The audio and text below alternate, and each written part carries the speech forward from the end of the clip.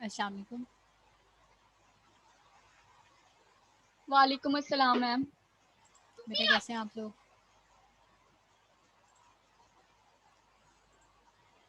Hello, yes ma'am. कैसे हैं बेटा आप लोग? मैम अल्हम्दुलिल्लाह बिल्कुल ठीक। अल्लाह का शुक्र मैम। कैसा रहा आप लोगों का क्विज? अच्छा हुआ था मैम। किसी को कोई प्रॉब्लम तो नहीं थी किसी क्वेश्चन में? No ma'am.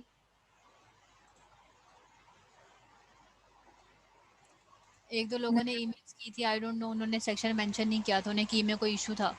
आप लोगों में से है किसी को इशू?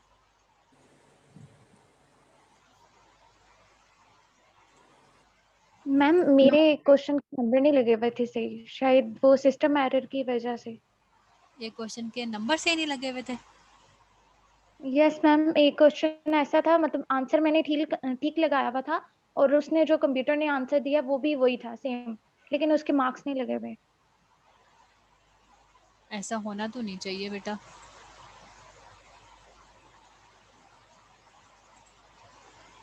कि मैम इस आप तरह और से क्विज कोई चीज़ लेंगी? है। जी बेटा। आप और क्विज लेंगी? नहीं, कोई यही था आपका।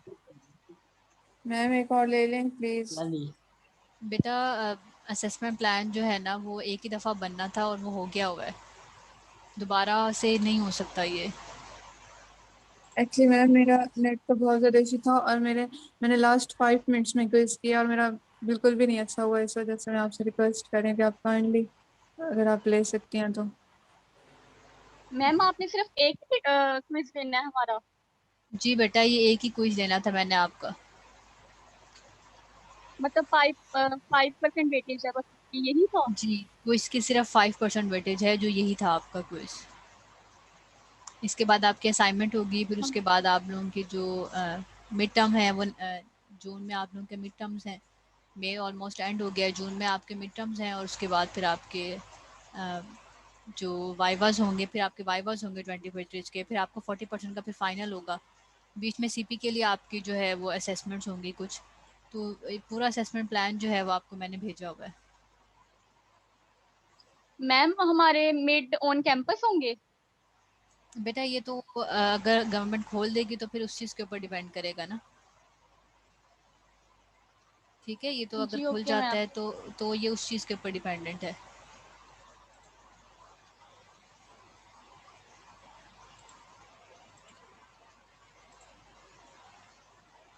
इसके अलावा किसी ने मुझसे कुछ पूछना है लास्ट लेक्चर में से? No ma'am. सबको क्लियर है जो हम लोगों ने लास्ट लेक्चर में पढ़ा था? Yes ma'am. Yes ma'am. क्या पढ़ा था हम लोगों ने लास्ट लेक्चर में? मैम रिस्ट की बोन्स और जॉइंट्स पढ़े थे। जी, रिस्ट की बोन्स और जॉइंट्स के बारे में पढ़ा था। तो मेटाकार्पल्स और फिलेंजीज और ये सारी चीज़ें सबको क्लियर थी ना? किसी ने कुछ पूछना तो नहीं है? No ma'am.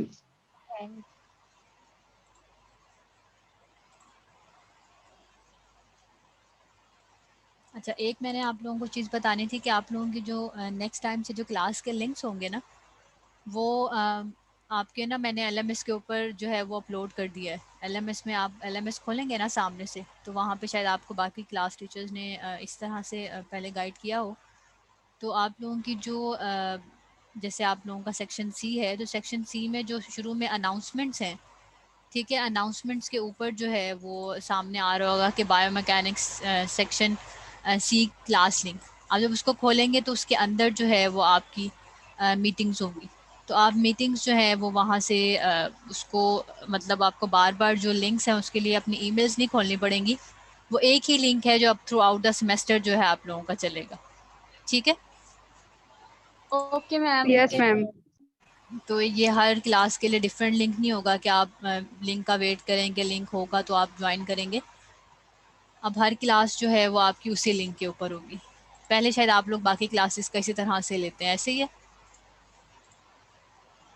No ma'am, mails करते हैं बाकी मैम टीचर। टीचर्स की मर्जी होती है, वो मेल कर देते हैं, कुछ एलएमएस पर लिंक अपलोड कर देते हैं।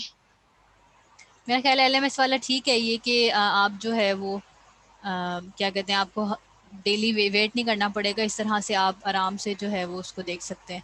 एक ही लिंक है, उसको आप यस कहीं पे भी मैम। सेव कर लें बेशक, तो वो उस तरह से आप इसको जो है वो आराम से कर लेंगे। ठीक, किसी को प्रॉब्लम तो नहीं है इसमें? No ma'am. No ma'am. ठीक है, वो फिर आप उसको देखेंगे तो ये आपकी उसके ऊपर जो है वो LMS के ऊपर जो है वो अपडेटेड है। ठीक है, तो नेक्स्ट टाइम से मैं भेजूंगी नहीं, इसलिए दोबारा बता रही हूँ। आपने जो है वो वहीं से उसको खोल लेना है, तो वहाँ पे आपका जो क्लास का लिंक है वो आ जाएगा। ठीक है, okay ma'am.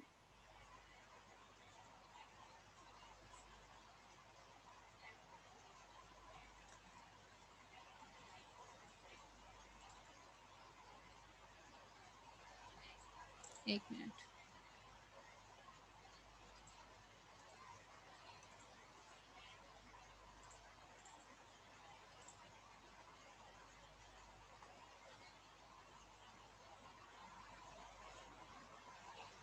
Excuse me ma'am. जी बेटा। मैम यहाँ लाइट गई हुई है तो कनेक्टिविटी इशू हो रहा है बार बार, तो काइंडली मेरी अटेंडेंस मार्क कर दीजिएगा अगर लीव हो गई तो। बेटा आप मोबाइल डाटा से कनेक्ट कर लो। मैम वो भी बहुत स्लो आ रहा है, बार बार रिकनेक्ट हो रही है, डिस्कनेक्ट हो रही है। ठीक है बेटा। Okay ma'am, thank you. सबको स्क्रीन शो हो रही है? Yes yes ma'am. Ma'am. Yes ma'am.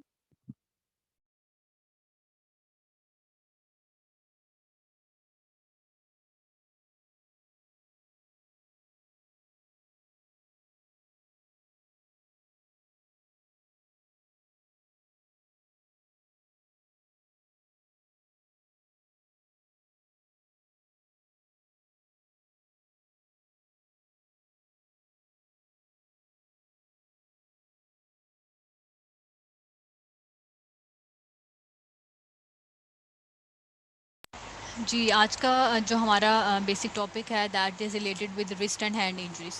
तो रिस्ट एंड हैंड इंजरीज़ का मतलब हमें समझ आ गया कि अच्छा हम इसमें जितने भी हमने लास्ट लेक्चर में चीज़ें पढ़ी थी, जो भी स्ट्रक्चर्स होंगे वो रिलेटेड टू डैट होंगे। ठीक है, ऐसा नहीं है कि हम बैठ दें कि शोल्डर की जो इंजरीज़ हैं वो रिस्ट इंजरीज़ में आ गई। जैसे हमने कल या हमारा जो लास्ट लेक्चर था उसके अंदर जैसे हम लोगों ने पढ़ा था कि हमारी कार्पल बोन्स हैं विच आर 18 नंबर्स, फिर हमारा जो distal end of the radius है अल्ना है, ये वाला एरिया जो है वो इंक्लूड होगा हमारे रिस्ट के अंदर।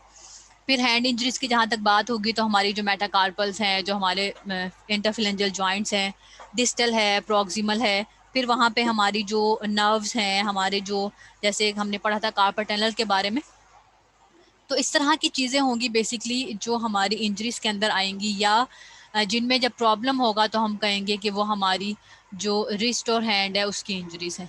ठीक है, तो ये वाली जो चीज़ें हैं ये हम आज डिस्कस करेंगे रिस्ट और हैंड इंजरीज के केस में। पहले हम बात कर लेते हैं कि कौन सी मोस्ट कॉमन हमारी बोन्स हैं जो ज़्यादातर इंजरी जिनकी हो जाती है रिस्ट के केस में, या हमारी जो हैंड है उसके केस में। तो वो बोन्स जो हमने पढ़ी थी जैसे रेडियस अल्ना हो गई, जैसे ल्यूनेट है, स्केफाइड है, मेटाकार्पल है, फिलेंजिस हैं, इनके बारे में जो है वो ये ज़्यादातर हमारी जो बोन्स हैं ये डिस्लोकेट होती हैं या इनकी ज़्यादातर प्रॉब्लम्स आती हैं। आप बहुत रेयरली सुनेंगे कि कैपिटेट या जो ट्रेपिजॉइड हैं उनमें कोई प्रॉब्लम हो गई। जो हमारी ल्यूनेट है, जो हमारी स्केफाइड है, यानी कि जो हमारी डिस्टल प्रॉक्सिमल रो की जो हमारी बोन्स हैं उनमें ज़्यादातर प्रॉब्लम आता है as compared to distal row. उसमें से हुक ऑफ हमेट जो है उसका फ्रैक्चर हो सकता है, लेकिन मोस्ट कॉमनली जो ल्यूनेट और स्केफाइड हैं कार्पल बोन्स में से, इनमें ज़्यादातर जो प्रॉब्लम है वो रिपोर्ट होती है। पहले यहाँ पीपीटी नहीं चल रही थी, अब यहाँ पे ये भी नहीं चल रहा। एक मिनट रुके।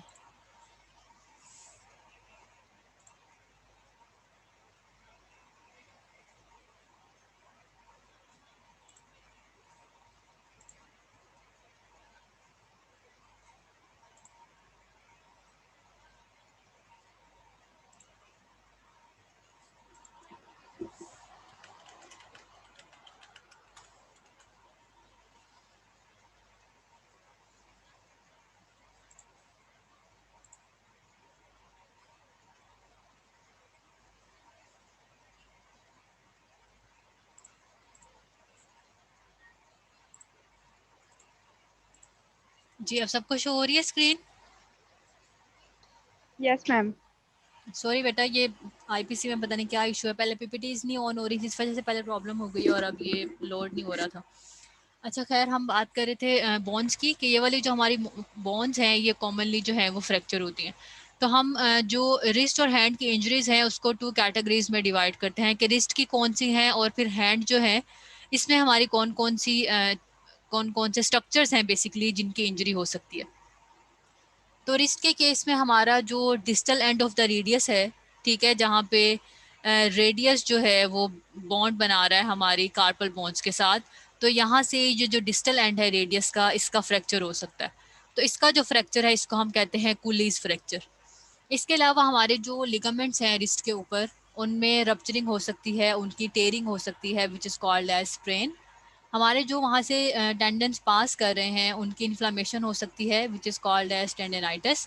और हमारा जो डोर्सल साइड है हैंड की, उसके ऊपर एक सिस्ट बन सकती है जिसको हम कहते हैं गैंग्लियोनिक सिस्ट है। वो क्या है वो हम आगे जो है वो इसको गो थ्रू करेंगे। सबसे पहले हम बात कर लेते हैं कूलीज फ्रैक्चर की। This one is the distal end, जो इसका प्रोक्सिमल एंड है वो तो आर्टिकुलेट करता है ह्यूमरस के साथ, ठीक है। तो distal end of the radius का फ्रैक्चर हो सकता है जब आप आउट स्ट्रेच हैंड पे गिरें। जैसे हमने पीछे काफ़ी दफ़ा पढ़ लिया है कि जब आप हाइपर एक्सटेंडेड आर्म पे गिरते हैं तो हमारा शोल्डर जो है उसका फ्रैक्चर हो सकता है, हमारा जो एल्बो है उसमें सुप्राकंडाइलर फ्रैक्चर और बाकी के जो हमारे डिसलोकेशन है वो आती है। इसी तरह से जब आप हाइपर एक्सटेंडेड आर्म पे गिरते हैं, जैसे हमने पीछे देखा था कि जब हम खुद को बचाते हैं, बाइक से गिर रहे हैं, तो हम सीधा अपना हाथ जो है वो नीचे प्लेस करते हैं, या आप किसी दीवार पे सामने जाके टकराना शुरू करें तो आप हाथ से अपने आप को रोकने की कोशिश करते हैं दीवार के सहारे पे। तो इस तरह की जो चीज़ है वो डायरेक्टली जो एक्सियल फोर्स है उसको हमारे जॉइंट की तरफ जो है वो एग्जीक्यूट करती है। तो जब आप हाइपर एक्सटेंडेड आर्म पे गिरेंगे तो उस केस में distal end of the radius जो है उसका फ्रैक्चर हो सकता है। This is called as the Colles fracture. यहाँ पे आप डायग्राम में देख सकते हैं, ठीक है, ये हमारा लैटरल व्यू है रिस्ट का, कि बोन जो है वो फ्रैक्चर हो गई है और अपनी जगह से डिसलोकेट हो गई है। ये जो लाइन है ये भी रिप्रेजेंट कर रही है कि हमारा जो distal end of the radius है उसका फ्रैक्चर हो गया, ठीक है। ये लाइंस जो हैं ये फ्रैक्चर को रिप्रेजेंट कर रही हैं। तो distal end of the radius का अगर फ्रैक्चर हो जाए तो उसको हम मेडिकल टर्म में कहते हैं that is the Colles fracture of the radius. Mechanism क्या है? आउटस्ट्रेच हैंड पे आप गिरे हैं या आप किसी वॉल की तरफ भाग रहे हैं और आपने रिस्ट जो है वो आपकी हाइपर एक्सटेंडेड है, तो उस केस में ये जो ये वाली पोजीशन है, इस केस में आपका सारा जो वेट है, जो एक्सियल फोर्स है, वो हैंड से ट्रांसमिट हो गई है आपकी रेडियस के ऊपर और रेडियस का जो डिस्टल एंड है उसका फ्रैक्चर हो गया। अब इसके साइन एंड सिम्टम्स जो हैं वो क्या आएंगे? जब distal end of the radius का फ्रैक्चर होता है और फ्रेगमेंटेड पार्ट्स यहाँ से जब मूव करते हैं तो विजिबल आपका हैंड जो है वो डिफॉर्म नजर आता है, उसकी जो शेप है वो चेंज हो जाती है। इसको हम कहते हैं कि कूलीज फ्रैक्चर की वजह से जो विजिबल डिफॉर्मिटी है वो आ जाती है। ये वाला एरिया जब यहाँ पे बोन टूटती है तो इसके सराउंडिंग में जो लिगामेंट्स हैं, जो मसल्स हैं, वो ये उनके ऊपर जो है वो उसको इम्पिंच करेगा, वहाँ के एरियाज में स्वेलिंग आएगी, वो एरिया सूज जाएगा, ठीक है। वहाँ पे हमारी जो फ्लूइड है वहाँ पे अकुमुलेट होना शुरू हो जाएगा। तो विजिबल डिफॉर्मिटी के साथ साथ स्वेलिंग आएगी इस एरिया में, वहाँ पे दर्द होगा और हाथ लगाने से वो जो पेन है वो बढ़ जाएगा। लाइक वो जो एरिया है वो टेंडर टू टच होगा, ठीक है। ये टेंडर वाली बातें बहुत दफ़ा रिपीट हो गई हैं, तो वही वाली बात है कि हाथ लगाने से जहाँ दर्द होता है उसको हम कहते हैं टेंडरनेस है। अब बात यह है कि कूलिज फ्रैक्चर की वजह से और क्या क्या कॉम्प्लिकेशंस आ सकती हैं। ये तो नॉर्मल साइलेंट सिम्टम्स थे जो हर इन्फ्लेमेशन के केस में जो है वो आते हैं। हमने अभी बात की कि distal end of the radius यहाँ से फ्रैक्चर हुआ है। आप देख सकते हैं कि इसके ऊपर आपका जो टेंडन है जिसको हम कहते हैं एक्सटेंसर पोलिशियस लॉन्गस, ये मसल हमारा जो है वो थंब के अंदर जाके इंसर्ट होता है। अब अगर मैं यहाँ से इस बोन को तोड़ दूँ जिसके ऊपर ये मसल लगा हुआ था, तो माइट भी पॉसिबल कि इसके फ्रैक्चर की वजह से ये जो बोन का फ्रेगमेंट जो टूटेगा वो इस मसल के अंदर लग के इस मसल को टॉन कर सकता है, इस मसल को रप्चर कर सकता है, ठीक है। तो ये इसकी कॉम्प्लिकेशन है। यहाँ से मसल भी टॉन हो गया तो ऑब्वियसली एक्सटेंसर जो है वो थंब का अफेक्ट हुआ, थंब एक्सटेंड नहीं हो सकेगा। इसी तरह से यहाँ से हमारी जो मीडियन नर्व है वो पास कर रही है। अब मीडियन नर्व पास करती है, आती कहाँ से है? ऊपर से हमारी रेडियस के साथ साथ। अब अगर मैं रेडियस को यहाँ से फ्रैक्चर कर दूँ तो मीडियन नर्व जो यहाँ से गुजर रही है, ऑब्वियसली मीडियन नर्व का डैमेज भी हो सकता है। जब मीडियन नर्व का डैमेज होगा तो मीडियन नर्व जिस एरिया को सप्लाई कर रही थी उन एरियाज में नमनेस और टिंगलिंग आएगी। वो किन एरियाज को सप्लाई करती है वो हम आगे कार्पल टनल के केस में जो है वो थॉरली देख लेंगे। अब बात क्या है किसकी आप केयर कैसे कर सकते हैं, वही हमारी प्राइस थेरेपी है कि आपने इस एरिया को फर्दर प्रोटेक्ट करना है। अगर आप इसको दोबारा दोबारा मूव करते रहेंगे तो ये जो फ्रेगमेंटेड पार्ट है, ये जो टूटा हुआ हिस्सा है, ये ऑब्वियसली आपके जो सराउंडिंग स्ट्रक्चर्स हैं उनको और ज़्यादा इम्पिंज करेगा, कॉम्प्लिकेशंस और ज़्यादा बढ़ सकती हैं। हम इसको यहाँ से स्प्लिंट कर देंगे। ठीक है, स्प्लिंट का क्या मतलब है, आप इसको इमोबिलाइज कर रहे हैं, इसको ऊपर से कोई चीज़ आप पहना दें एक्सटर्नली, जिसकी वजह से ये एक ही पोजीशन के अंदर फिक्स रहे। स्वेलिंग है जहाँ पे, वहाँ पे आप आइसिंग कर सकते हैं ताकि इन्फ्लेमेशन जो है वो सबसाइड हो जाए, इन्फ्लेमेशन कम हो जाए। नॉर्मली इसको 1 to 2 मंथ्स रखते हैं रिकवरी के लिए अगर सिर्फ फ्रैक्चर है। अगर फ्रैक्चर ऐसा है जैसे आपने पढ़ी होंगी कुछ टाइप्स के कम्युनिकेटेड फ्रैक्चर होते हैं कि एक ही जो बोन का ये पार्ट है ये मल्टीपल फ्रैगमेंट्स में डिवाइड हो जाए, तो अगर और कॉम्प्लिकेशंस हैं, ये मल्टीपल पार्ट्स में डिवाइडेड है या इसने मीडियन नर्व को अफेक्ट कर दिया है या इसने टेंडन को रप्चर कर दिया है, फिर obviously it will take a longer time. Otherwise अगर सिर्फ फ्रैक्चर है रेडियस का डिस्टल एंड का, तो ये 1 से 2 महीने के अंदर अंदर इसकी रिकवरी हो जाती है। ठीक है, नेक्स्ट वन है रिस्ट स्प्रेन। जो रिस्ट स्प्रेन है वो बेसिकली क्या है कि आपके जो लिगामेंट्स हैं रिस्ट के उनका टेयर हो जाए। वही वाली बात कॉमन सेंस की कि आपने ये याद रखना है कि चीज़ें हमेशा अपने ऑपोजिटली मूवमेंट के ऊपर स्ट्रेच होती हैं। लाइक अगर मेरे रिस्ट की पाल्मर सरफेस पे जो स्ट्रक्चर्स लगे हैं, अगर मैं रिस्ट को एक्सटेंड करूंगी तो मेरे जो फ्लेक्सर सरफेस की तरफ लगे हुए हैं वो स्ट्रेच होंगे। अगर मैं रिस्ट को फ्लेक्स करूंगी तो मेरे जो डॉर्सम पे स्ट्रक्चर्स लगे हुए हैं वो स्ट्रेच होंगे।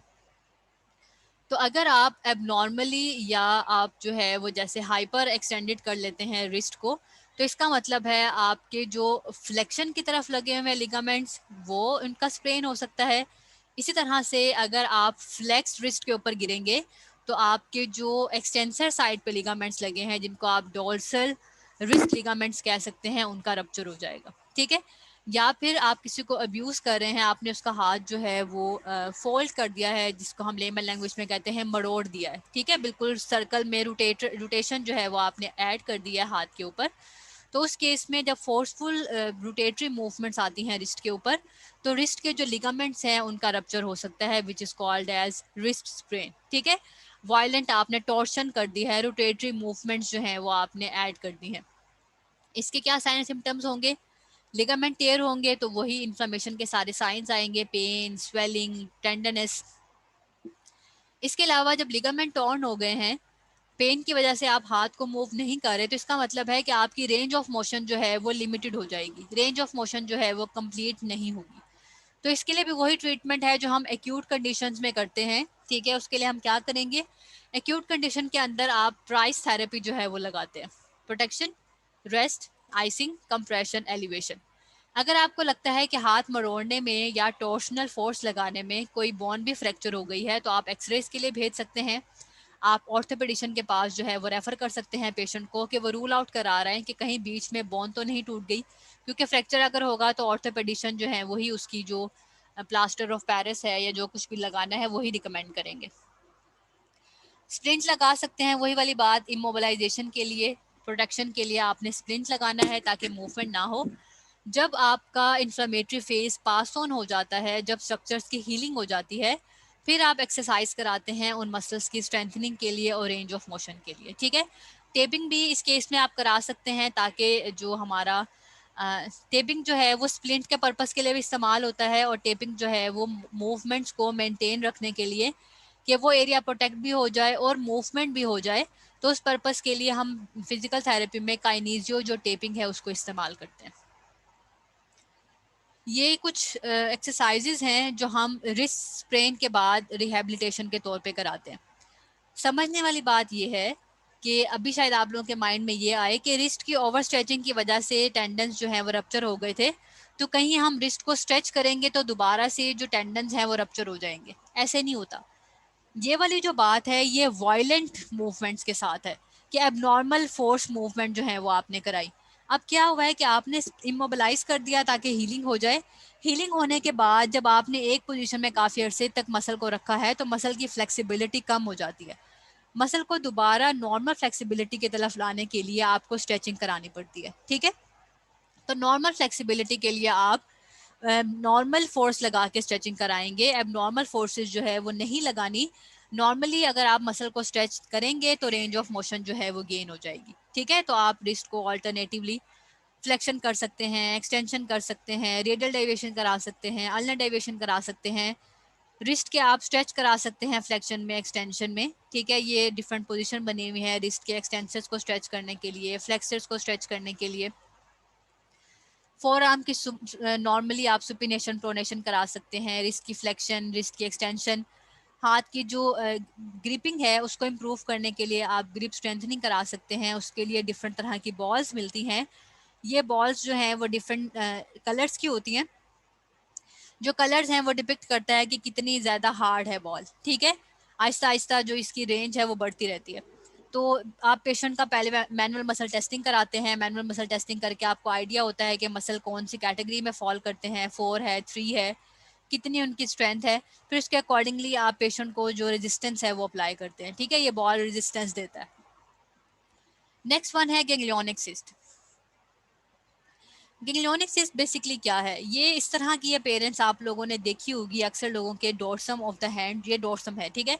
जो डोर्सम ऑफ द हैंड है, जो एक्सटेंसर सरफेस है, वहाँ पे इस तरह का एक गैंग्लियन बना होता है जिसको लेमन लैंग्वेज में गिल्टी कहते हैं कि गिल्टी बनी हुई है जो हमारा हाथ है उसके ऊपर।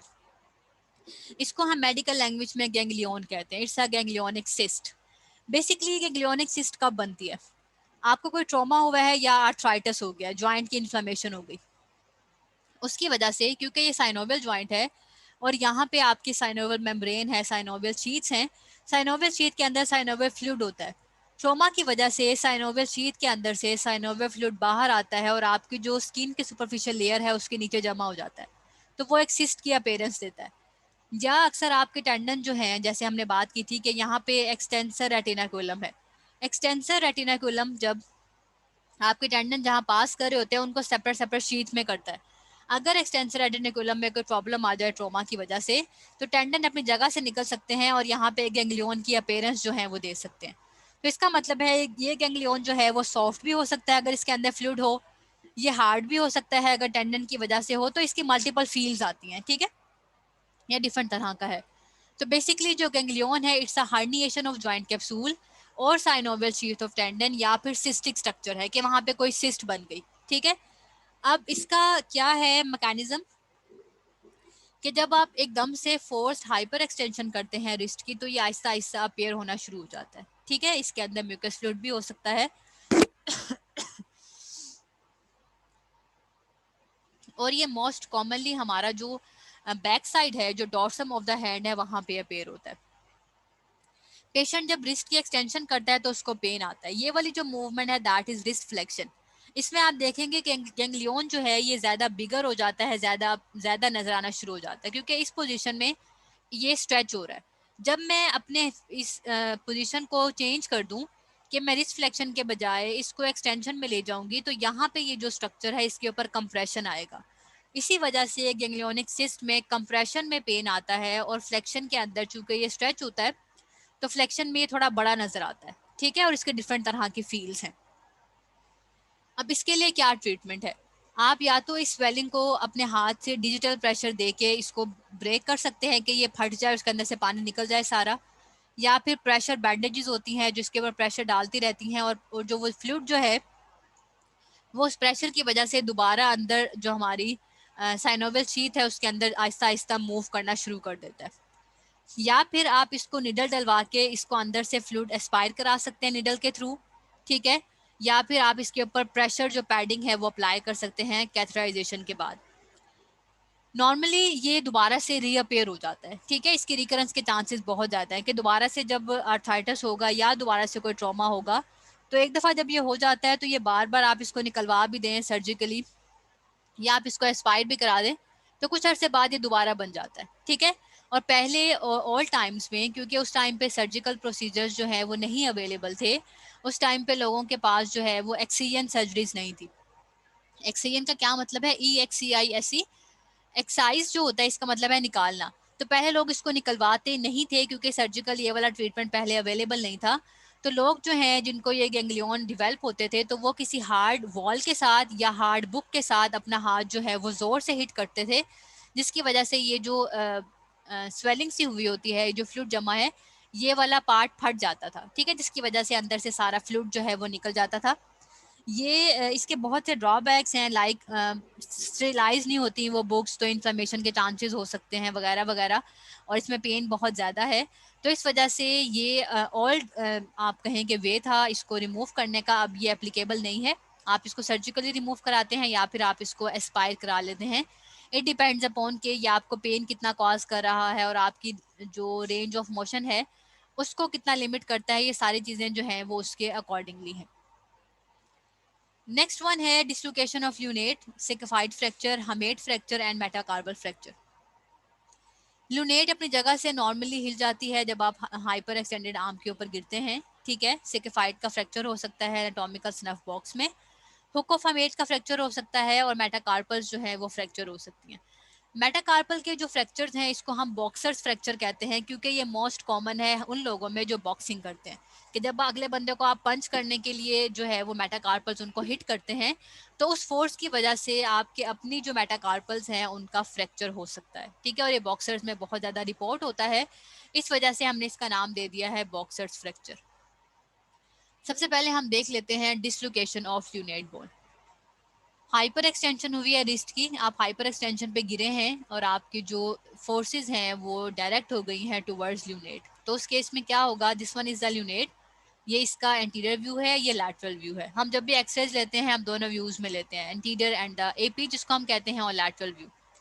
नॉर्मली एक्सरेज के अंदर आपको नजर आएगी कि आपकी जो ल्यूनेट है वो रेडियस के सामने ऊपर आपको नजर आ रही है, ठीक है।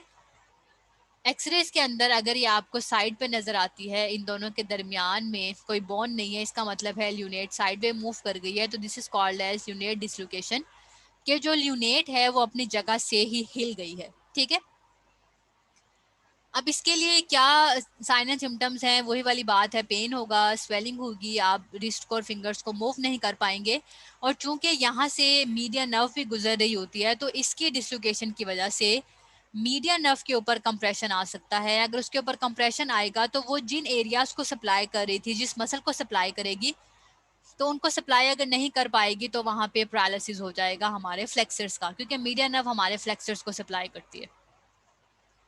नेक्स्ट वन है स्केफाइड का फ्रैक्चर। स्केफाइड भी जब आप हाइपर एक्सटेंडेड डिस्क के ऊपर गिरते हैं तो स्केफाइड जो है आपकी फ्रैक्चर हो सकती है, जैसे आप आउटस्ट्रेच हैंड पे गिरे हैं। जब आप आउटस्ट्रेच हैंड पे गिरते हैं तो उसकी वजह से रेडियस और सेकंड कार्पल बोन्स के दरमियान में स्केफाइड कंप्रेस हो जाती है। जब स्केफाइड कंप्रेस होगी तो वो एकदम से फ्रैक्चर हो जाती है, टू पार्ट्स में डिवाइड हो जाती है। तो आपका जो एनाटॉमिकल स्नफ बॉक्स का एरिया है वहाँ पे पेन और स्वेलिंग होती है। एनाटॉमिकल स्नफ बॉक्स क्या है, आप लोगों ने एनाटॉमी 1 में पढ़ा होगा कि जहाँ पे आपकी जो थंब है, थंब जो है जहाँ पे एंड हो रहा है, ठीक है, या आप ये कह सकते हैं थंब जहाँ से स्टार्ट हो रहा है उससे नीचे जहाँ पे distal end of the radius है, इन दोनों के दरमियान में एक डिप डाउन सा बनता है जिसको आप फील भी कर सकते हैं। उस डिप डाउन के अंदर जो है आपकी स्केफाइड बोन पड़ी हुई है। ये बेसिकली स्नफ बॉक्स इसको इसलिए कहते हैं कि जो हमारे चर्सी हैं जो नशा करते हैं बेसिकली, वो इस स्नफ बॉक्स के अंदर जो है वो अपने चर्च को डाल के सूंघते हैं, पफ करते हैं, ठीक है।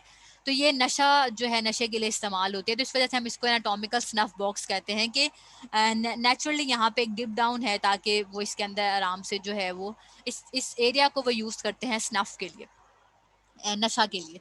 तो बेसिकली उस एरिया के अंदर अगर आप हाथ लगाएं अंदर की तरफ तो वहाँ पे आपको स्केफाइड जो है वो फील होती है। तो स्केफाइड जो है इसका फ्रैक्चर एनाटॉमिकल स्नफ बॉक्स के अंदर आप फील कर सकते हैं। वहाँ पे स्वेलिंग और पेन जो है वो डोमिनेंट होती है जब आपकी स्केफाइड जो है उसका फ्रैक्चर हो जाए। तो ये जो एक्सरे है ये स्केफाइड फ्रैक्चर को रिप्रेजेंट कर रहा है। This line is representing a fracture, ठीक है। यहाँ पे जो है ये स्केफाइड का जो बोन है उसका फ्रैक्चर हो गया। नेक्स्ट वन है मेटाकार्पल फ्रैक्चर, मोस्ट कॉमन है, ठीक है, और ये हमारी बॉक्सिंग के साथ एसोसिएटेड है कि जब आप पंच कर रहे हैं दूसरे बंदे को या आपके हाथ पे कोई डायरेक्ट इम्पैक्ट लगा है उसकी वजह से ये जो सारी मेटाकार्पल बोन्स हैं इनका फ्रैक्चर हो सकता है, ठीक है। इस ये क्योंकि बॉक्सर्स में कॉमन है, इस वजह से हमने इसको बॉक्सर्स फ्रैक्चर कह दिया। नेक्स्ट वन है फिंगर इंजरीज, कि हमारी जो फिंगर हैं उनमें कौन कौन सी इंजरीज होती है। जो फिंगर इंजरीज हैं उनको हम कैटेगराइज करते हैं as mallet, boutonniere deformity, jersey finger, games keeper. फिर डिसलोकेशन है फिंगर्स में भी, फिंगर्स की बोन जो है उनका फ्रैक्चर भी हो सकता है और स्प्रेन भी हो सकता है। सबसे पहले हम बात करेंगे मैलेट फिंगर के बारे में। आपकी जो टिप ऑफ द फिंगर है उसके ऊपर किसी ने मारा है, ब्लो किया है, ठीक है, स्टिक के साथ किया है, या जैसे अक्सर स्कूल्स में, अब तो ये नहीं है, पहले स्कूल्स में होता था कि अगर आपने कोई होमवर्क नहीं किया तो टीचर हाथों के ऊपर डंडे भी लगाते थे, स्टिक्स लगाते थे, ठीक है, कि हाथ आगे करें और आपको जो है वो मार पड़ रही है। अब ये वाला ट्रेंड्स नहीं रहे स्कूल्स के अंदर, पहले ये बहुत कॉमन ट्रेंड्स थे। तो स्टिक लगाते हुए जो है वो एक स्टिक फिंगर की टिप के ऊपर जो है वो लग गई, जिससे फिंगर जो है वो नीचे की तरफ मुड़ जाए, या इस तरह की चीजें। तो ब्लो अगर टिप ऑफ द फिंगर पे है जिसकी वजह से आपकी फिंगर जैम हो जाए, जैम क्यों हो गई है वो, ये आपके सामने डायग्राम है। किसी ने ब्लो किया, ठीक है, स्टिक की है, स्टिक मारी है आपको, या डायरेक्ट कोई इंजरी हुई है, या खुदा ना खास्ता आप हैंड की कोई मूवमेंट कर रहे थे और वो एकदम से दीवार में लग गया हाथ, ठीक है, और फिंगर आपकी जो है वो एकदम से फ्लेक्शन में चली गई यहाँ पे। जब फिंगर की एकदम से हाइपर फ्लेक्शन होगी तो उसका यहाँ पे जो टेंडन लगा था, जो हमारा एक्सटेंसर टेंडन है, जब आप हाइपर फ्लेक्शन करते हैं तो एक्सटेंडन का रप्चर हो सकता है, ठीक है। अब ये दीवार के अंदर लग गया आपका, तो यहाँ पे जब एकदम से हाइपर फ्लेक्शन हुई है तो ये फिंगर का जो एक्सटेंसर था वो रप्चर हो गया। अब जब फिंगर का एक्सटेंसर ही रप्चर हो जाएगा तो फिंगर एक्सटेंड नहीं हो पाएगी, ठीक है। फ्लेक्सर तो ठीक है, एक्सटेंसर नहीं हो रहा, तो ये फिंगर आपकी जैम रहेगी फ्लेक्शन के अंदर। तो this is called as mallet finger. Mallet finger क्यों होती है? जब टिप ऑफ द फिंगर को हिट करे कोई, या डायरेक्ट ब्लो आए, या ये दीवार के साथ लगे इस तरह से कि आपकी जो फिंगर है उस पर फोर्स्ड हाइपर फ्लेक्शन हो। जब इसके ऊपर हाइपर फ्लेक्शन आती है तो यहाँ पे जो आपका टेंडन है वो रप्चर हो जाता है। जब टेंडन रप्चर होगा एक्सटेंसर का तो फिंगर फ्लेक्शन में ही रहेगी। इस तरह की फिंगर्स को हम कहते हैं मैलेट फिंगर है, ठीक है। Blow to the tip of the finger, jamming and avulging the extensor tendon from its insertion at the distal phalanx। इसका क्या मतलब है? इसकी जो डिस्टल फेलेंस के साथ अटैचमेंट थी वहीं से ये टूट गया, या ऐसा भी हो सकता है कि एवर्जन फ्रैक्चर हो जाए। आप लोगों ने पढ़ा होगा फ्रैक्चर की डिफरेंट टाइप्स होती हैं। एवर्जन फ्रैक्चर वो फ्रैक्चर होता है जो टिप ऑफ द बोन को अपने साथ ले जाए। तो या तो ये टेंडन यहाँ से नहीं टूटा, ये इस तरह से टूटा है कि ये जिस टिप के साथ अटैच था, यहाँ पे जिस पार्ट ऑफ द बोन के साथ अटैच था, इसने वो पार्ट ऑफ द बोन जो चिप थी उसको यहीं से उखाड़ लिया। तो एक तरह से इसकी जो यहाँ पे ओरिजिनेशन थी, इंसर्शन थी सॉरी, वो अपनी जगह पे नहीं रहा, ठीक है। तो ये दोनों तरह की पॉसिबिलिटी है, या तो टेंडन बीच में से रप्चर हो जाए, या फिर वो जिस बोन के साथ लगा हुआ था वहां पे वो एवर्जन फ्रैक्चर को कॉज कर दे। तो जब ऐसा होगा तो आप अपनी फिंगर को एक्सटेंड नहीं कर पाएंगे, और अगर यहाँ से बोन टूटेगी तो वो बोन जो है वो पॉलपेबल होती है, उसकी चिप को आप आराम से पॉलपेट कर सकते हैं स्किन के अंदर ही, ठीक है। नेक्स्ट वन है जर्सी फिंगर। जर्सी फिंगर जो है that is opposite to mallet finger. ये आपकी मैलेट फिंगर है। आप देख सकते हैं कि चिप ऑफ द बोन को जो है वो टेंडन अपने साथ ले गया। इसकी रिहैब ये है कि आप इसको दोबारा यहाँ पे नीडल्स के साथ जो है पिंस के साथ रीअटैच कर सकते हैं, और उसके बाद आपको स्प्लिंट लगाना पड़ेगा जिसको स्टैक स्प्लिंट कहते हैं। ये स्प्लिंट जो है ये तब तक लगाते हैं जब तक कि आपके जो फ्रैक्चर है उसकी हीलिंग ना हो जाए, ठीक है। This one is a jersey finger. Jersey finger is completely opposite to the mallet finger, कि आप कह सकते हैं दोनों एक दूसरे की ऑपोजिशन में है। वो था हाइपर फ्लेक्शन की वजह से, ये है हाइपर एक्सटेंशन की वजह से। कि अगर फोर्सफुल हाइपर एक्सटेंशन हो फिंगर की तो फ्लेक्सर टेंडन रप्चर हो सकता है। उसमें हमने बात की थी कि फोर्स्ड फ्लेक्शन की वजह से एक्सटेंसर टेंडन रप्चर हो सकता है। इसमें हम बात करेंगे कि फोर्स एक्सटेंशन की वजह से फ्लेक्सर जो टेंडन है उसका रप्चर हो। जैसे इसको हम जर्सी फिंगर इसलिए कहते हैं कि अक्सर जो ऊन वाली जर्सियां होती है उसके अंदर फिंगर जैसे फंस जाए, तो उसको आप खींचते हुए जो है वो एकदम से आपकी फिंगर के ऊपर हाइपर एक्सटेंशन आ जाए, तो उसके केस में जो फ्लेक्सर है उसका रप्चर हो सकता है। तो इस वजह से ये जर्सी फिंगर है कि किसी जर्सी के अंदर जो है आपका हाथ फंस जाए या फिंगर जो है वो अड़ जाए, कहीं पे ग्रैब हो जाए, तो उस केस में जो है ये जर्सी फिंगर जो है वो बन सकती है, which is completely opposite to a mallet finger, ठीक है। कि अगर यहाँ से हमारा जो फ्लेक्सर है अगर वो रप्चर हो जाएगा तो फिंगर जो है वो फ्लेक्स नहीं हो पाएगी, फिंगर एक्सटेंशन के अंदर ही रहेगी, ठीक है। तो इस तरह के फिंगर्स को हम कहते हैं Jersey finger. Next one is bottom air deformity. जो बॉटम एयर डिफॉर्मिटी है बेसिकली इसकी क्या मैनेजमेंट, इसका क्या मैकेनिज्म है। हमने अभी पीछे बात की कि वो वाली जो दोनों डिफॉर्मिटीज हैं वो हमारी DIP की हैं, ठीक है, फिंगर के डिस्टल इंटरफ्लेंजल जॉइंट पे जो टेंडन है अगर उनमें प्रॉब्लम हो। यही चीज अगर हम प्रॉक्सिमल इंटरफ्लेंजल जॉइंट के बारे में डिस्कस करेंगे तो वो हमारी बॉटम एयर डिफॉर्मिटी होगी, कि अगर हमारा डिस्टल इंटरफ्लेंजल जॉइंट एक्सटेंशन में चला जाए और प्रॉक्सिमल इंटरफ्लेंजल जॉइंट हमारा फ्लेक्शन में चला जाए, जैसे कि स्वान नेक डिफॉर्मिटी, आपने कभी स्वान देखी हो तो उसकी नेक इस तरह की होती है, ठीक है।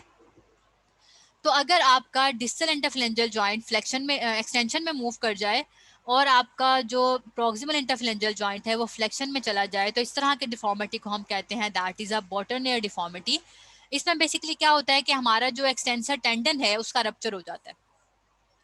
जब एक्सटेंसर टेंडन का रप्चर हो जाता है PIP पे तो ये एक्सटेंशन के बजाय फ्लेक्शन में मूव कर जाती है, ठीक है। और ये भी इस तरह से होता है कि अगर फोर्स्ड एक्सटेंशन आ जाए या हमारा जो PIP जॉइंट है वो बहुत ज़्यादा, जैसे ये हमारा एक्सटेंशन में मूव कर जाए और ये हमारा फ्लेक्शन में मूव कर जाए, जब ये एकदम से फ्लेक्शन में मूव करेगा तो इसका एक्सटेंसर रप्चर हो जाएगा, और ये जब एकदम से जो है वो एक्सटेंशन में मूव करेगा तो इसका फ्लेक्सर रप्चर हो जाएगा। जब फ्लेक्सर रप्चर हो जाएगा तो ये फ्लेक्शन में चला जाएगा, यहाँ पे जब एक्सटेंसर रप्चर होगा तो ये फ्लेक्शन में मूव कर जाएगा। बात समझ आ रही है? हमेशा ऑपोजिटली एक्शन होते हैं, हमेशा ऑपोजिट जो है वो मूवमेंट होती है।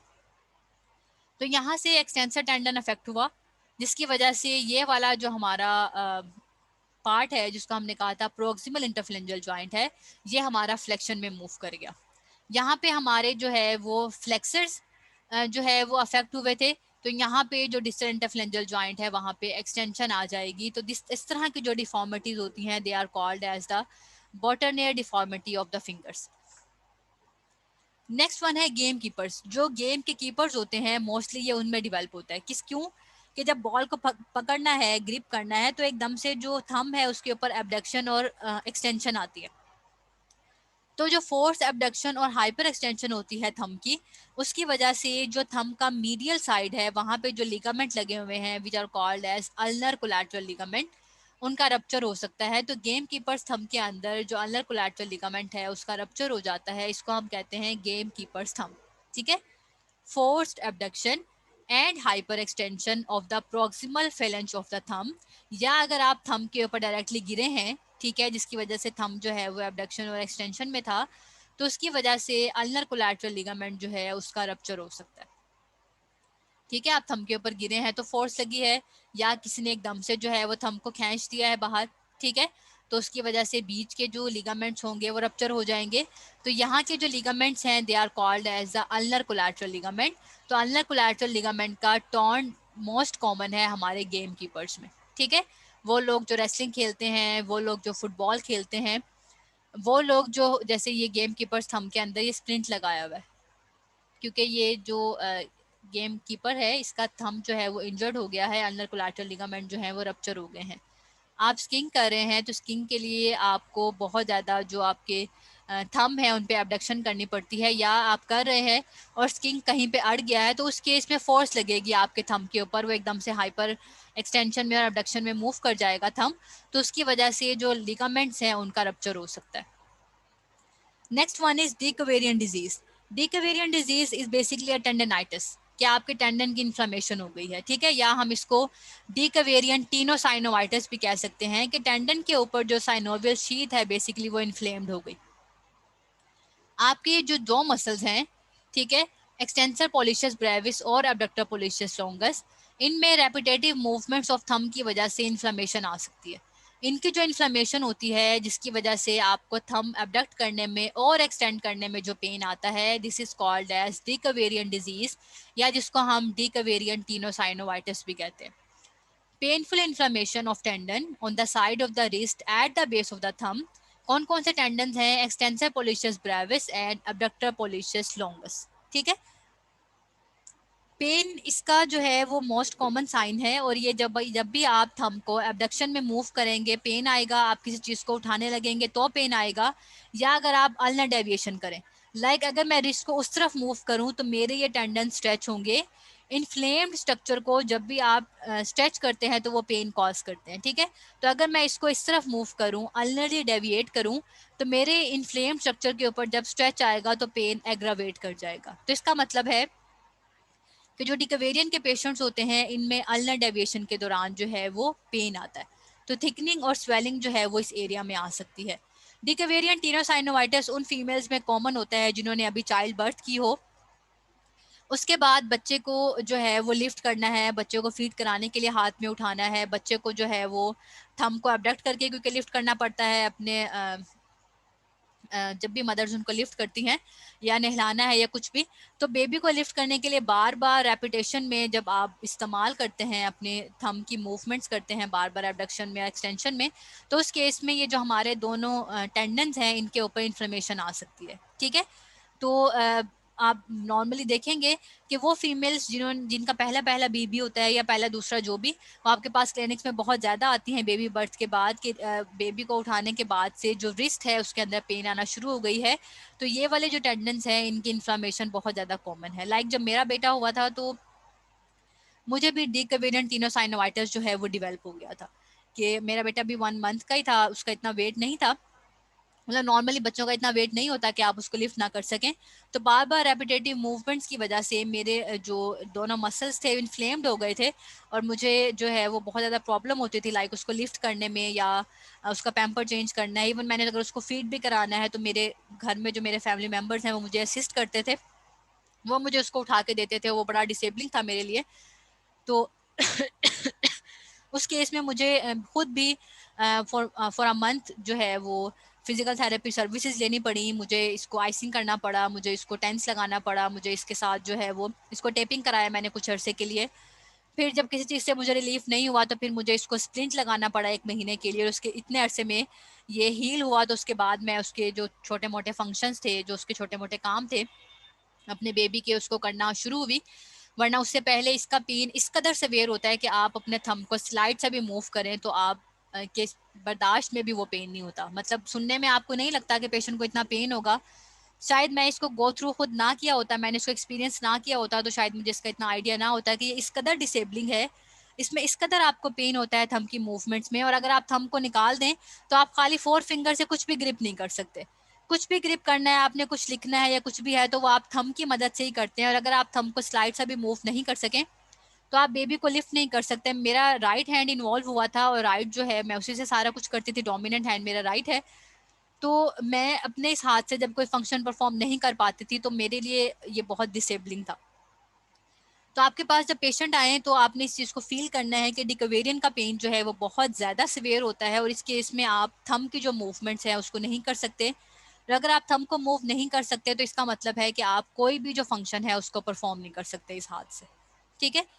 तो इसके केस में आइसिंग और जो स्प्लिंट है वो बहुत बेहतर रहता है कि अगर आप इसको कुछ अरसे के लिए मोबिलाइज कर दें ताकि ये जो मसल्स हैं उनकी जो स्वेलिंग है वो सबसाइड हो जाए, या जो उसकी इन्फ्लेमेशन है या जो हीलिंग है वो प्रॉपरली हो जाए। क्योंकि अगर आप इसको बार बार इस्तेमाल करते रहेंगे तो वो कभी भी हील नहीं होता, और अगर ये क्रॉनिक हो जाए तो ये थ्रू आउट द लाइफ नहीं जाता, या आपको बार बार कुछ अरसे बाद जो है वो रीअपेयर हो जाता है। आप दोबारा से इस हाथ से कुछ करें या बेबी को लिफ्ट करें या कुछ भी करें तो ये दोबारा से आ जाता है। तो इट्स बेटर कि आप इसको एक्यूट स्टेज पे ही इसको हीलिंग जो है इसकी होने दें। खैर नेक्स्ट वन है carpal tunnel syndrome. Carpal tunnel जो है ये मेडिकल कंडीशन है कि मीडियन नर्व जो है जहाँ पे ये कार्पल टनल से गुजर रही है वहाँ पे इसके ऊपर जो है वो कंप्रेशन आ जाए, ठीक है। अब कार्पल टनल जो है ये कैसे बनती है, हमने लास्ट लेक्चर में पढ़ा था कि हमारे कार्पल बोन्स के ऊपर हमारा जो फ्लेक्सर रेटिकुलम है वो इसको टनल के अंदर डिवाइड करता है, जिसके अंदर से हमारे फ्लेक्सर टेंडेंस और जो मीडियन नर्व है वो पास ऑन होती है। अब जो मीडियन नर्व है वो हमारे थंब को, हमारे इंडेक्स फिंगर को, हमारे मिडिल फिंगर को और रेडियल जो हाफ है हमारा या लैटरल जो हाफ है हमारा मिडिल रिंग फिंगर का उसको सप्लाई करती है। तो अगर ये नर्व कंप्रेस हो जाए तो हमारा जिन जिन एरिया को ये सप्लाई करती है वहाँ पे नमनेस और टिंगलिंग की जो सेंसेशन है, जो स्पेसिफिक नर्व सेंसेशन है वो आना शुरू हो जाएंगी, ठीक है। पेन है, नमनेस है, टिंगलिंग है थंब में, इंडेक्स फिंगर में, मिडल फिंगर में और thumb side of the ring finger. और ये वाले जो सिम्टम्स हैं ये ग्रेजुअली स्टार्ट होते हैं। बेसिकली कार्पल टनल सिंड्रोम कब कब डिवेल्प हो सकता है, इसके क्या क्या रीजंस हैं। एक तो हमने पहले बता दिया कि कार्पल टनल जो हमारी बनी हुई है उसके अंदर कोई इन्फ्लेमेशन हो जाए तो उसकी वजह से हमारा जो मीडियन नर्व है उसके ऊपर कंप्रेशन आ सकता है। या फिर अगर आप रिस्ट को बहुत ज़्यादा हाइपर एक्सटेंड करते हैं या हाइपर फ्लेक्स करते हैं बहुत ज़्यादा देर के लिए, रूटीन आपकी ऐसी है कि आप जैसे कंप्यूटर इस्तेमाल करते हैं तो आप जब कीबोर्ड इस्तेमाल करते हैं तो रिस्ट को फ्लेक्स करके जो है वो आप काफ़ी देर तक जो है उसको इस्तेमाल कर रहे हैं। या फिर हमारी जो प्रेग्नेंट लेडीज होती हैं, आपने नॉर्मली देखा होगा कि जैसे जैसे उनका टाइम बढ़ता रहता है, लाइक मंथ्स बढ़ते रहते हैं, ट्राइमेस्टर इंप्रूव होता है, तो आखिरी जो मंथ्स होते हैं उनमें पाँव भी अच्छे खासे हैवी हुए होते हैं, एडीमा हो जाता है और हमारा नोज भी एडीमा हो जाता है और हमारे जो हाथ है वो थोड़े से पफी हो जाते हैं। तो एडिमेटस होने की वजह से भी जब एडीमा होता है हमारे रिस्ट में तो तब भी हमारी जो कार्पल टनल है उसके अंदर कंप्रेशन आ सकता है। ठीक है, तो इस वजह से प्रेग्नेंट लेडीज के अंदर भी कार्पल टनल सिंड्रोम जो है दैट इज वेरी कॉमन। तो ये इसकी रीजंस हैं, तो हमने उसको कैसे प्रिवेंट करना है। हमने भी बात की कि बहुत ज़्यादा देर के लिए अगर आप हाइपर एक्सटेंशन करते हैं रिस्ट को या हाइपर फ्लेक्स करते हैं तो उसकी वजह से सीटीएस जो है वो डिवेल्प हो सकता है। तो उसमें आपने क्या करना है, टाइम जो लोग बहुत ज़्यादा देर के लिए पीसी इस्तेमाल करते हैं तो आप उनको गाइड कर सकते हैं कि वो बीच में ब्रेक्स लें, अपनी जो रिस्ट है उसको स्ट्रेट करें और रिलैक्स करें, फिंगर्स को 5 तक गिने। ठीक है, लाइक 1 2 3 4 5। ठीक है, 5 सेकेंड्स तक उन्होंने काउंट किया। फिर आप कहते हैं इस चीज़ को 10 टाइम्स के लिए रिपीट करें। फिर अपने हाथ नीचे छोड़ दें और लूजली ना उस साइड्स पे उनको फिर शेक करें कुछ सेकंड्स के लिए। तो इस तरह से आप ये कहें कि आप उस साइकिल को ब्रेक कर देते हैं जिसमें हम ये कह देते हैं कि टेंडन की जो इन्फ्लेमेशन है वो स्टार्ट हो। कि आपने बीच में ब्रेक डाल दी है, आपने रिलैक्स कर लिया खुद को। ठीक है, इससे कि आप 8 आवर्स के लिए कॉन्टिन्यूस काम करें, आप बीच में ब्रेक लें, घूमें फिरें, हाथों को रिलैक्स करें। इस तरह से आप जो सीटीएस है उसको प्रिवेंट कर सकते हैं। तो ये वही रीजन कैन बी इधर हाइपर एक्सटेंडेड और hyper flex wrist for a long duration. ठीक है, राइट एंगल ये होना चाहिए। अगर आप बहुत ज़्यादा अल्नर डेविएट करते हैं या बहुत ज़्यादा रेडियल डेविएशन करते हैं तो ये चीज़ भी स्ट्रेच डालती है, इसकी वजह से भी सीटीएस जो है वो डिवेल्प हो सकता है। राइट ये है कि कोई एंगल ना हो, ना तो रिस्ट फ्लेक्शन में हो ना एक्सटेंशन में हो, न्यूट्रल हो। यहाँ पे आप देखेंगे कि रिस्ट जो है वो फ्लेक्शन में जा रही है, यहाँ पे आप देखेंगे रिस्ट जो है वो एक्सटेंशन में जा रही है। तो बहुत ज़्यादा इस तरह की जो मूवमेंट्स हैं ये डिवेल्प करा देती हैं सीटीएस को। This one is incorrect, this one is incorrect. यहाँ पे एंगल जो है वो बन रहा है, एंगल कोई नहीं बनना चाहिए। इस तरह के जो कीबोर्ड्स हैं वो अवेलेबल है मार्केट्स में ताकि हाइपर जो एक्सटेंडेड रिस्ट हैं और जो फिंगर्स हैं उनको अवॉइड किया जा सके। कॉमन इंजरीज जो हैं वही उनका सारी बात है जो हमने पहले पीछे पढ़ ली, स्ट्रेन और स्ट्रेन है अगर आप हाइपर एक्सटेंडेड रिस्ट के ऊपर गिरते हैं। इसके अलावा फुटबॉल जो प्लेयर्स हैं उनमें मेटाकार्पल के फ्रैक्चर्स हो सकते हैं, हॉकी वालों में अल्नर कोलैटरल लिगामेंट डैमेज हो सकता है, जो स्केटिंग करते हैं, जो स्नोबोर्डिंग करते हैं उनमें रिस्ट का फ्रैक्चर हो सकता है, जो गोल्फर्स हैं उनमें जो उनका नॉन डोमिनेंट हैंड है जिसमें हमने बात की थी कि लैटरल एपिकंडाइलाइटिस डेवलप हो सकता है, उनके अंदर जो है वो रिस्ट इंजरीज भी हो सकती हैं। ओवर यूज इंजरीज जैसे कि हमने पीछे डिकोवेरेंट टीनोसाइनोवाइटिस पढ़ा, तो ये वाली चीज़ें जो हैं ये कॉमन है रिस्ट और हैंड के केस में। इसके अलावा इंटरफिलेंजल जॉइंट पर डिस्लोकेशन हो सकती है, जैसे हमने अभी पीछे मैलेट और जर्सी फिंगर पढ़ी कि आपकी फोर्स अगर लग रही है तो उस केस में टेंडन का रप्चर हो, तो उसी सेम चीज़ में अगर फोर्स ज़्यादा होगी तो बोन का फ्रैक्चर भी हो सकता है। ठीक है, जैसे हमने उसी में बात की थी कि अगर टेंडन नहीं टूटेगा तो जिस बोन के साथ वो अटैच था वहाँ पे एवर्जन फ्रैक्चर कॉज कर सकता है। तो वही वाली चीज़ है जिसको हम कहते हैं इंटरफिलेंजल डिस्लोकेशन। ठीक है, या आपकी डिस्टल को भी अफेक्ट कर सकती है या आपके प्रोक्सिमल को भी अफेक्ट कर सकती है। इसका वही मैकेनिज्म है कि टिप ऑफ द फिंगर पे अगर फोर्स लगे या कोई ब्लो आए फिंगर के ऊपर या आप फिंगर के ऊपर गिर गए हैं जिसकी वजह से आपका टेंडन रप्चर हो सकता है, बोन की एवल्जन हो सकती है, आपकी जो वॉलर प्लेट है बोन वहां पे जाके आपको पिंच कर सकती है। तो ये मल्टीपल चीजें हैं जो इंटरफिलेंजल डिस्लोकेशन की वजह से आ सकती हैं। ये आपका क्लास टास्क है जो आपकी जो नेक्स्ट क्लास होगी उसमें इंडिविजुअली हर बच्चे ने अपनी जो बोन्स हैं रिस्ट की और हैंड की, जैसे आपके सामने ये डायग्राम है, इसी तरह से नेट से देख के आप लोगों ने अपनी जो हैंड की बोन्स हैं उनकी सरफेस एनाटमी करनी है अपने अपने हाथ के ऊपर। मैं at the end of the lecture जो है वो आप लोगों की वीडियोस ऑन करवाऊंगी और 1 by 1 जो है वो इंडिविजुअली सबकी देखूंगी। इसमें से कुछ परसेंटेज जो है वो आपके सीपी के मार्क्स में जो है वो ऐड होगी। ठीक है, आपने ये जो यस सारे मैम। पॉइंट्स हैं इसको ड्रॉ करके लाना है अपने हैंड्स के ऊपर। Is it clear to everyone? Yes ma'am. Yes yes ma'am. Ma'am. किसी को प्रॉब्लम तो नहीं है इसमें? No ma'am. No ma'am. और लेक्चर की भी समझ आ गई है?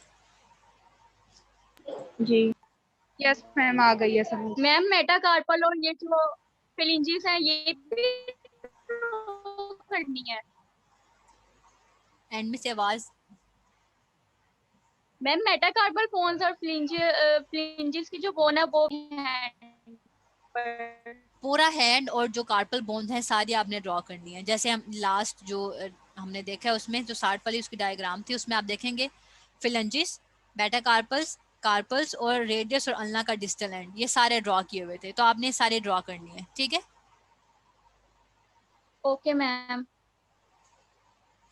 एवल्स बोन का मतलब ये होता है बेटा, एवल्जन फ्रैक्चर जैसे हमने बात की थी कि अगर किसी बोन का एक पार्ट चिप, जिसका हम कहेंगे चिप है या स्मॉलर जो पार्ट ऑफ द बोन है, अगर वो टूट जाए उस तरह की बोन को कहते हैं एवल्जन फ्रैक्चर।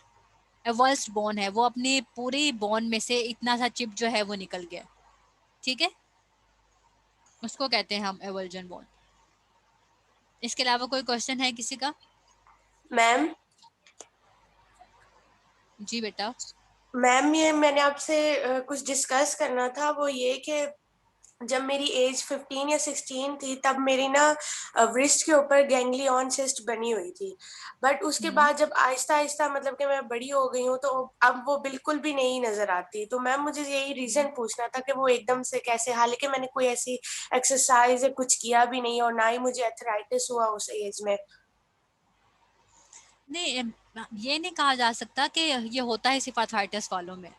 आर्थराइटिस और जो ट्रॉमा है ये इसकी एक रीज़न हो सकती है, लेकिन कुछ लोगों में ये जैसे हम कहते हैं ना कि इसका कॉज अननोन है, तो कुछ लोगों में इसका कॉज नहीं पता होता और ये कुछ लोगों में खुद ब खुद जो है वो सबसाइड हो जाती है कि अंदर से जो फ्लूइड है या बाकी चीज़ें हैं वो खुद ब खुद ख़त्म हो जाती हैं with the passage of age. तो ये तो काफ़ी लोगों में आप सुनेंगे कि वो कहते हैं कि पहले था और अब खुद ब खुद ख़त्म हो गई है, मैंने इसका कोई ट्रीटमेंट नहीं किया। Yes ma'am. माइट भी पॉसिबल ये आपको पेन भी नहीं करती होगी उस टाइम पे, लेकिन कुछ लोगों यस में मैम, इतना, नहीं करते थे। हाँ क्योंकि ये कुछ लोगों में पेनलेस होती है बिल्कुल, लेकिन कुछ लोगों में इतना पेन कॉज करती है ये कि उन्हें इसको निकलवाना पड़ता है कि जब भी वो हैंड की कोई मूवमेंट करें, जैसे लिखे उनसे पेपर्स अटैम्प्ट नहीं होते, कि वो कहते हैं जब हम पेपर करते हैं तो इतना दर्द होता है कि हम पेपर छोड़ देते हैं। ठीक है, कुछ लोग जो है वो इसके ऊपर कम्प्लीटली बैंडेज करके रखते हैं ऑल द टाइम, जैसे कुछ लोग खाना बनाते हैं तो उनको प्रॉब्लम होता है। तो हर बंदे की इसमें अपना जो है वो क्या कहते हैं आपका फीडबैक है या अपना एक्सपीरियंस है, या खुद ब खुद भी सबसाइड हो जाता है, कुछ लोगों को इसको सर्जिकली निकलवाना पड़ता है। मैम मेरी बात सुनिए। जी बेटा।